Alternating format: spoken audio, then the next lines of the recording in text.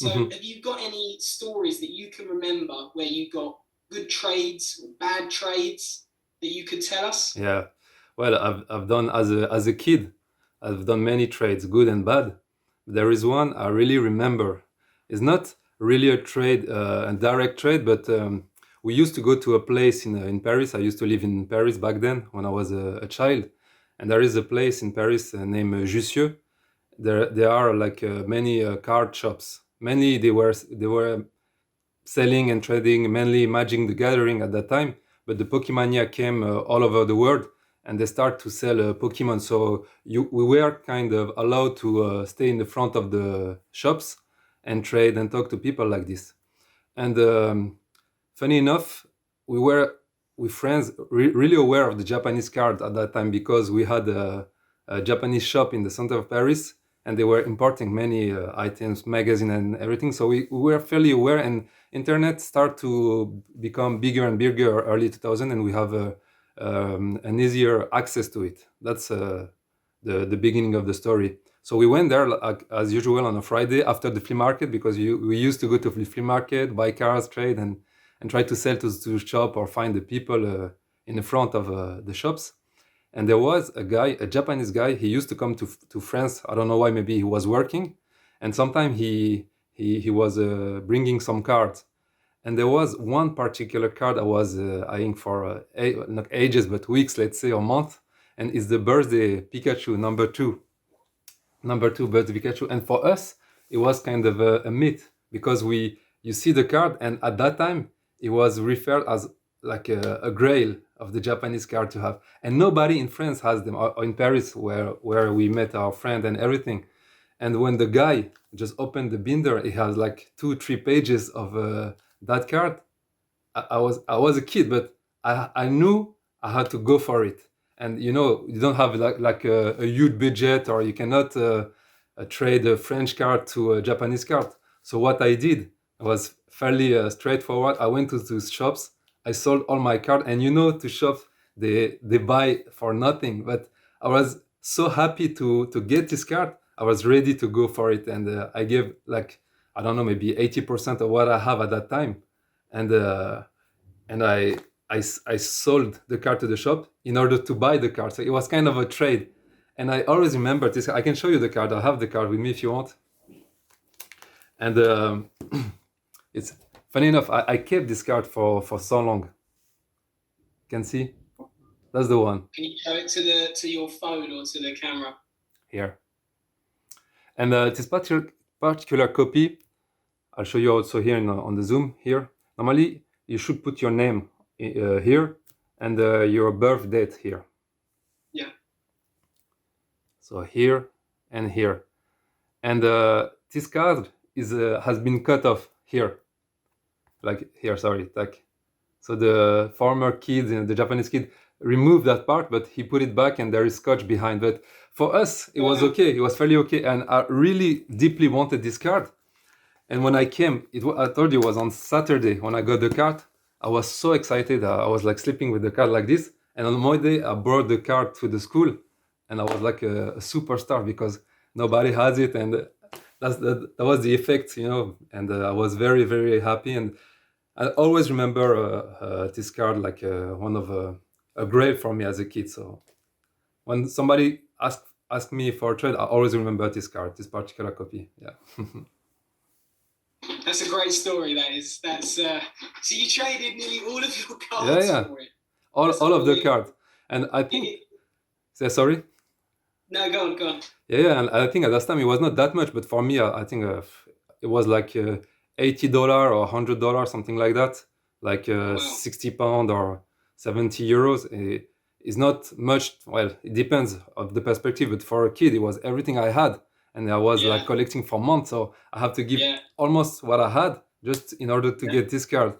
But I was very happy, and funny enough, on the card, the Japanese kid, I imagine, wrote his name on it, and I used like a nail polish remover to remove the name, and I show it to the Japanese guy a few weeks back. Few weeks later, he came, and I show he was like surprised, and he wanted to buy it for me because I think it was like I think even in Japan it was very hard to get the card, but today it's a card you can get much Yeah, much yeah, of more. course. Yeah, with eBay and everything, it's another story. Yeah. But and you see, I kept Well, the card and I'm happy with it. okay. So next, I want to talk about the cost of cards. I've got a section where I talk about, as I mentioned to you, that Charizard that I bought for £10. Hmm. And now when you look at the market, it wasn't a first edition Charizard. I don't even remember what sort of condition it was in. But when you look at the market now and the cost of cards, there's a lot of stories that I don't see them so much now, but when I first came back into the Pokemon card community about 6 years ago, and it was quite, and it still is quite big on Instagram. There's a big community on Instagram, and people share their stories, and you sort of talk to people, and they've got loads of different stories about. I remember when I bought. There was one guy who bought the Kangaskhan parent trophy card for about £1,000. Yeah. And that at the time, even still, £1,000 is like, you would have thought, wow, that's a lot of money for a card, but they've gone up. So have you got any stories? Let me just read what the exact wording is. Or have you got any stories of cards that you picked up for relatively cheap that are now worth an absolute fortune? Mm. Yeah, the thing is that I think 2 years before you can get almost what you wanted at let's say it was affordable, like less than $30,000. It's a lot of money. It's like a 1 year engineer salary here, for example, here in France. But you can, if you really want it, you can go for it. But today, also the thing is, we have to define what's a fortune for. It's like 1,000, 10,000, 100. I don't know, but yeah, I've got quite a few cards.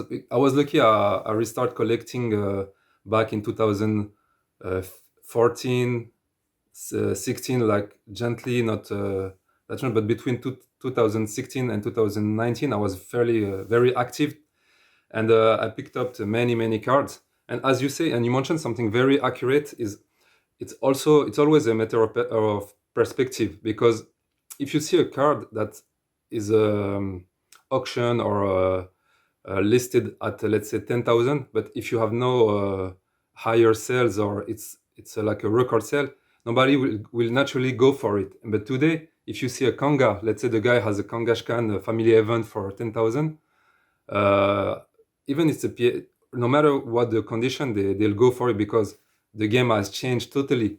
So back then it was another story. But yeah, I can show you some cards I picked up for a fairly good price at that time. Sure. What I would say is I want to talk to you a bit about trophy cards as well, probably on the next bit. So I don't want to reveal too many now that you might bring out for the next question as well. Okay. So I guess overall it's more a case of the cards that you might have in your collection now that have gone up drastically. Yeah. So for instance, if you bought, looking at your collection, I mean, for instance, the Top Sun Charas, the Prism ones, the ones that people say are stickers, the very old ones. I had an opportunity to buy all 16 of the hollow foil ones about 2 years ago for around £2,000. Yeah. All of them. So it's stories like that where you think, I didn't go for it in the end, and I should have done.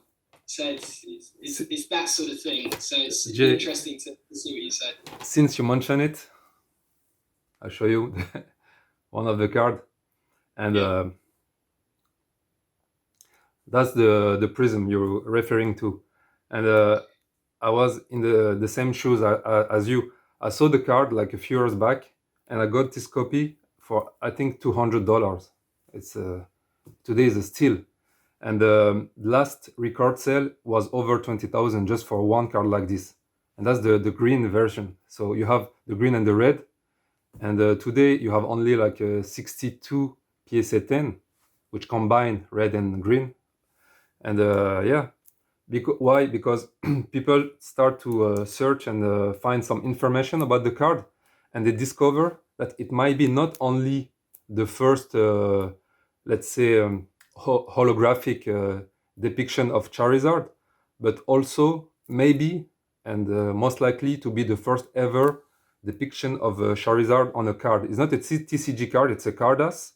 So historically speaking, that's for many collector, it's a card to have, and that's why you could pick up the card for, I think, in the last months for a few thousands, which is still way more than 200. But today I make like the difference is like 10,000 no, 1,000 more what I pay for. So it's mind blowing. So that's an example. I have another card, which is this one is from 1996. So it's a really vintage card. Cannot make as much vintage as this card, I think. But on a recent note, I pick up this card. I don't know if you can see the date here. It say 2015. And this particular card is the Art Academy.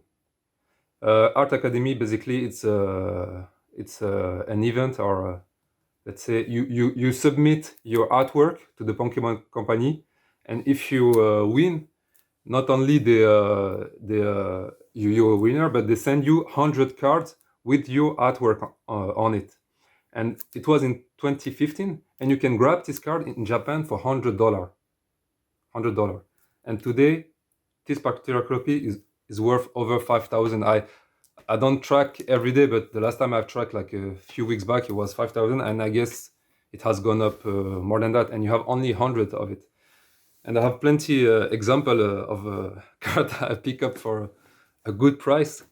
But as you say, you had to go for it. It was the price tag, and we were kind of feeling that they might not be that affordable, but to that extent, no one would have thought that the market would have blown up like this. It was unexpected. Otherwise, I would be way more active than I was back then. That's for sure. It's very it's weird because I'm not a particularly high-end collector. I mainly collect Japanese cards. Anything past the year 2000, I don't really collect. But when I think about all of the opportunities that I was looking at many years ago, and you just think to yourself, God, I could live in a big house. Yeah. if I bought those. It's quite incredible. It's quite incredible. Okay, cool. That was really brilliant. Thank you so much for welcome. that. I think that was a really good section. So next up is the trophy cards and the holy grails of Pokemon card collecting. So a lot of the younger audience now that have come in as a result of because of what's been happening on YouTube. So many people across the world, of course, watch YouTube. The vast majority of people on YouTube that are seeing these videos are younger audiences. So they're seeing all these Pokemon card videos, they're getting involved. And as I mentioned to you, Logan Paul is a catalyst for this. In his videos, he has pretty much sold Charizard as the best card, first edition Charizard, as the greatest card you can get. It's the best one. But for many collectors, they will tell you the complete opposite. Not every collector. I'm sure that Gary might tell me otherwise. But, I mean, what are the other... Sorry, let me... So if you feel Charizard is the ultimate one, then of course talk about it. But what are the other trophy cards that you have in your collection that are far more special or rarer than Charizard? And can you show me them and talk a little bit about them? Yeah, if you don't mind, I would like to come back on the Charizard. And I think it's fairly accurate, even though it's not a rare card compared to other. I think for many people, we have to understand it's a holy grail for them, for many reasons. It's for many people that are after this card, it's the card of their childhood. They don't know about trophy cards. They don't know about Japanese cards. As I mentioned earlier, I was lucky in a sense that we had information regarding Japanese cards and Japanese items. But for many people around the world, they have only the card in their own language. if I see here in Germany, I moved to Germany a few years back, and people, they don't want a French, an English. English has a special attraction, but they want a German one because they want the card from the childhood. And in that regard, I think for many people, the Charizard, especially the one from best set, first edition PSA 10 or lower grade, it's it's a holy grail for many. It's not that rare. It's like basically you have the money, and depends on your budget, you can get a card. It's not if we talk like that. But talking about rarity, yeah, you have definitely more rarer card. Also in English, many English cards that are way rarer than the Charizard, and they are English Charizard, like very rare, and they are like under the radar at the moment, and they might go blow up. But I think it's a combination of many things. The nostalgic aspect is very important, I think, and it was always a card that many people wanted to have in the collection. Look, I was not involved that much in the English with the English items or card, but I wanted to have a first edition Charizard because it was like a goal for me. I wanted to have like the best of the best according to my budget, and the first edition Charizard, even though it wasn't that rare, I wanted to have it. It was for me also a grail, not a holy grail, but it was really a grail. I wanted to have it, and that's why I understand when people used this narrative regarding the best set Charizard, especially the best set Charizard. And if you allow me to make that comparison, it's like the Michael Jordan card to basketball. You have like basketball cards; they are like impossible to get, and prices are like seven figures. But the rookie card from Michael Jordan, the 1986 Fleer Jordan, it's a card like you have 360, I think, PSA 10 worldwide. And basketball, it's mainly US. You have also many people collecting Japan and all over. But compared to Charizard, is nothing. Like you have like 121 or 22 with the new new video of Logan. So that's why I was also always wondering why many people are after the Charizard, and I came to that conclusion that it's the nostalgia. It's a very the demand is huge for that card. When you compare to Trophy has gone up in value recently because people start to look after it, and you have more people coming. But the demand for Charizard is crazy. It's amazing, yeah. But that's just I just wanted to mention that regarding the Charizard. And for the trophy, yeah, you have like trophy. They are super. Just not we're not talking about grading, but just the availability or the production of each card. Like nothing. Like I mentioned, the Art Academy, you have less than 100. You have, for example, you mentioned earlier the Kangashkan. This copy. So Kangashkan Family Event from 1998. As it mentioned, is a family event, so family, they go there with their kids, they play, and at the end they get rewarded this card, and it's believed that there are only 100 copy of this. Like we don't have many figure, but with the sales and what we compile through the years, that's why that's number that came into a conclusion. And you have like, I think for the Conga, you have like 11 PSA 10 only. And the total population of PSA, all grades, is like 40. And I think for Charizard, you have like maybe 1,000 or 2,000, I don't know. You see, it's two different worlds. But the price-wise, is you will think that the Conga will worth way more, but it's not the case, because it's always also a matter of offer and demand. If the demand is not there, then you can have rare cards that are worth like millions, and I can mention it later, but people are not into it yet. Maybe late, maybe in a few years, but yeah. There is a card, since we mentioned the Charizard, the first edition best set English, I'll show you the counterpart, the Japanese counterpart, is the no rarity. You see, no rarity symbol. when you compare the two cards, like the English one has 122 copy graded PSA 10, whereas the Japanese has only 5 copy. There is 6 on the PSA pop report, but there are actually 5 legitimately being a 10. So the narrative, just to give you a little crash course, crash things, it lacks here the symbol of rarity where you have it on every card, and also the weight and the height are different on the Japanese rarity copy. And if you consider it, there are only that's the first ever card with the depiction of Charizard on the TCG, the Arita artwork. So if you want to have the first ever, you have to go with the no rarity. And if we compare the two, as I said, there are like 122 PSA 10 for the English one and 5 PSA 10 for the Japanese one. And the last sale record was, I think, was a quarter a million for the Japanese one, and I think the English one is at 300 something. When you see, today they might be the same price.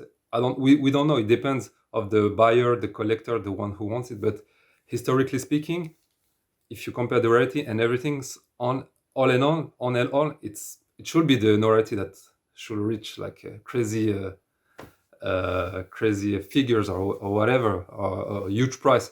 But it's not the case, because it's always a matter of demand and knowledge, and more people are digging into it. You could get this card for $10,000 4 years ago, and today you have to pay like at least $250,000. So that's the difference you have between the Charizard, the first edition Charizard, and the English and the Japanese one. Sorry, but if you take all into account and you compare the sales, the public sale, let's say, because that's factual and we can start from there to have an accurate comparison, the highest sold English items are the Charizard and the first edition best set box. You had the Lugia that sold for, I think, 120 or 150, but then it has retraced to 80 something, I think. But if you look at the Japanese cards, like the highest, you have I think Illustrator sold like 3 or 4 times in Japan, and in the US for 200, 300. Last time sold for 375 for PSA 7, which I find it crazy. People were thinking it's people thought that some people thought that it was low, some people that it was high. Then you had what did you have? You had the rally. It's not an auction. Is they sell shares of a card, and they sold a Kongashkan PSA 10 for 170,000. And you have many examples like that, like rare Japanese cards sold for more than the English counterparts. And I think we will see more and more trophy if they pop out, selling for a huge price. And also, one of the, let's say, it's not a problem, but those cards are traded most of the time privately. So you don't have public sales or public records, and it's difficult to communicate on that, because people might think that you are pushing your cards, and you don't want to be in that position to have like this kind of narrative. You have the info, but yeah, I think the trophy has a huge room to grow, and we see already today that many people are after after them. Next up, I lead into the cost of cards and the trophy cards, into how they've gone up so much, and as a result, people are trying to make money. They can see there's a massive chance to make money, and in that, it's also brought scammers into the market. I guess, would you say that there are potential cases where there may be more fraudulent items on the market? Yeah, I will go with the straight answer. It's definitely yes. Statistically speaking, just like it's like 99.99% sure that there are people they have frauded box in their collection. That's not to say 100%, but it's certain. The thing is that even back in the day when Pokemon was not as famous as today, we had this issue already. So with the demand and the popularity and the hype that Pokemon has gained today, I think there are people they worried about the collection and maybe they start considering that they might have bought some boxes. They might be fraudulent with the wrapping or what's inside and everything. And yeah, it has always been an issue the last 5 years, let's say, but today it's uh, it's more there because of the demand. The ratio might be less than the before, but it's still there. And yeah, I'm well confident. I don't know if that's the word, but I'm pretty sure there are people they have like fake box or bugs that have been tampered. Yeah, that's for sure.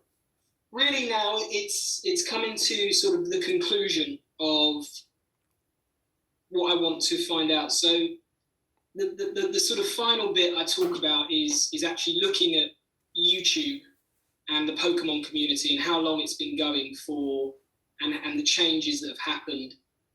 How would you say YouTube has truly impacted the market?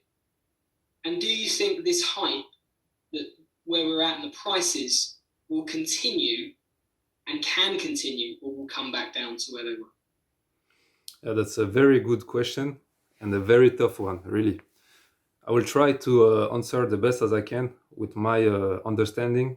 And even though I'm in the collection for quite a few years, I'm also blown away with what is happening today, and I have to like recuperate and learn from what it's going on.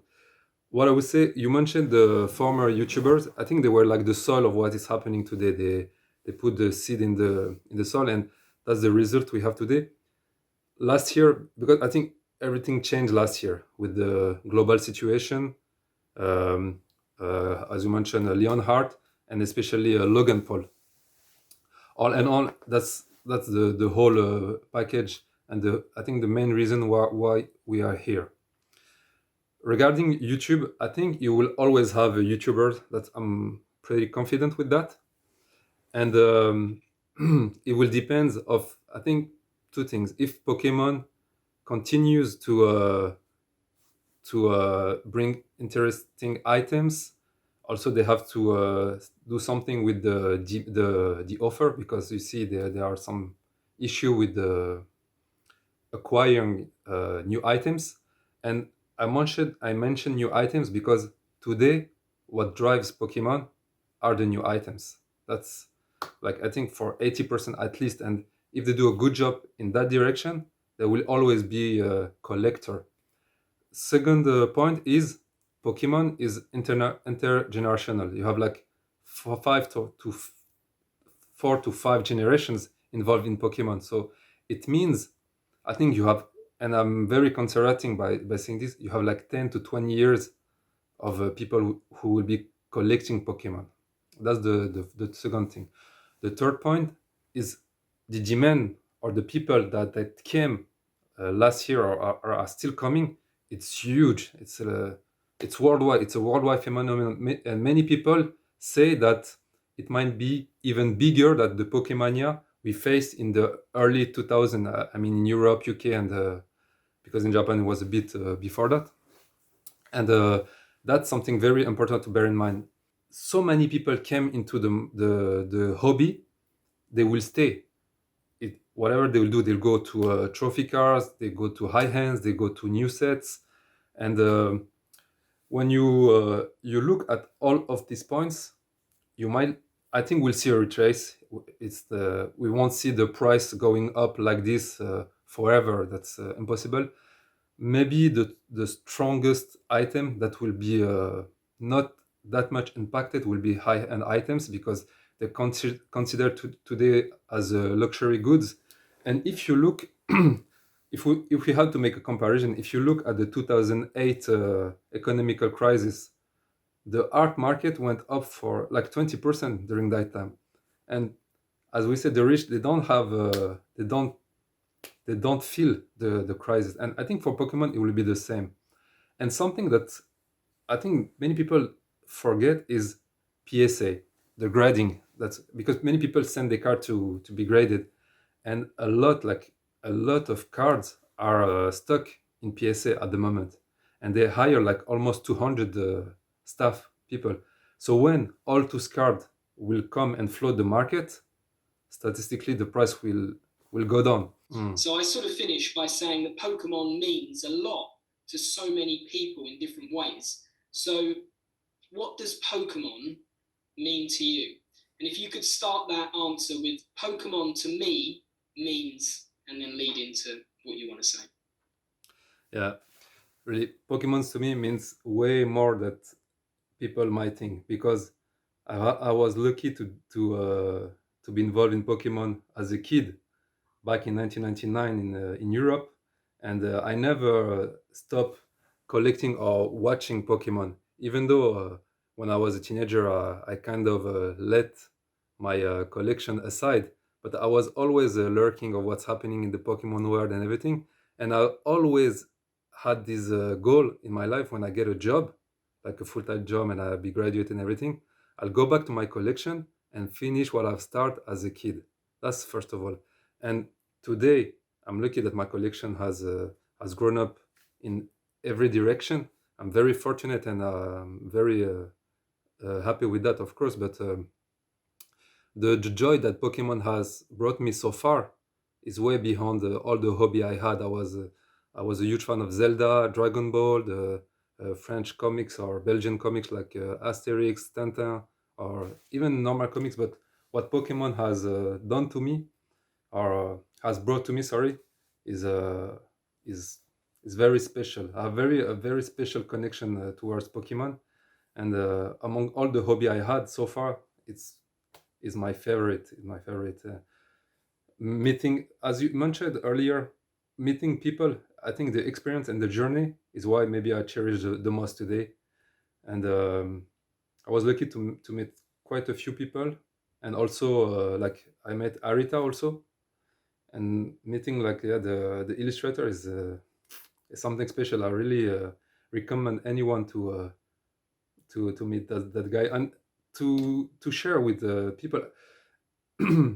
Yeah, Pokemon is has and Pokemon has helped me a lot in my life also. And that I would like to keep it a bit private.